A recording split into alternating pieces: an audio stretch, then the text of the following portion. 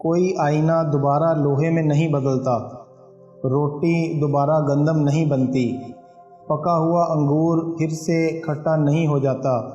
اسی طرح اپنے آپ کو بالغ بنا لو اور بری تبدیلی سے محفوظ ہو جاؤ، ایک روشنی بن جاؤ گے۔ میں نے تمام دن اس پر غور کیا، رات کو اس پر گفتگو کی کہ میں کہاں سے آیا ہوں اور میری تخلیق کا مقصد کیا ہے۔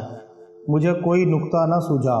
میری روح کسی نامعلوم مقام سے آئی ہے اور مجھے یقین ہے کہ انجام کار یہ پھر وہیں لوٹ جائے گی۔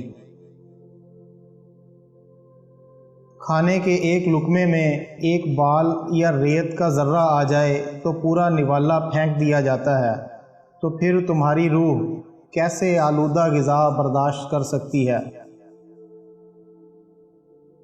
اہل علم کا علم انہیں اٹھاتا ہے اور اہل تن کے علوم ان کے لیے بوجھ ہیں۔ اللہ تعالیٰ کی طرف سے مصائب تنبیہ کے لیے آتے ہیں، یہ عین رحمت ہوتے ہیں تاکہ تجھے غفلت سے بیداری حاصل ہو سکے۔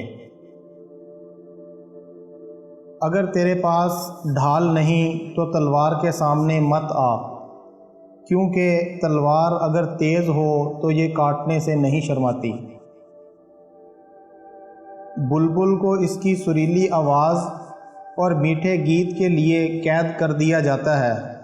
کیا کسی نے سنا ہے کہ کبھی کسی نے کوے کو پنجرے میں ڈالا ہو؟ محبت کی تلاش آپ کا ہدف نہیں، بلکہ آپ کا ہدف تو ان رکاوٹوں کو دور کرنا ہے جو آپ نے محبت کے جذبے کے خلاف کھڑی کر لی ہیں۔ اپنے ارد گرد رونما ہونے والی باتوں کا مشاہدہ کرو، لیکن ان کا دعویٰ مت کرو۔ متحرک صناعی قدرت دیکھو اور خاموش رہو۔ ہر کوئی اپنے دل کے صاف حصے میں اندیکھے کو دیکھتا ہے، اور اس کا انحصار اس بات پر ہے کہ اس نے اپنے دل کے آئینے کو کس قدر چمکا رکھا ہے۔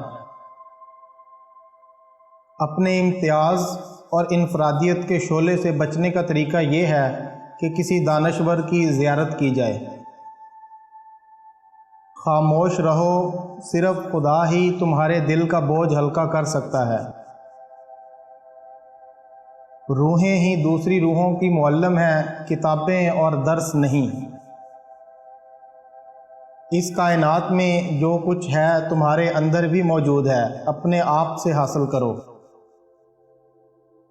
بے شک دن گزر گیا ہے مگر میری کہانی ختم نہیں ہوئی۔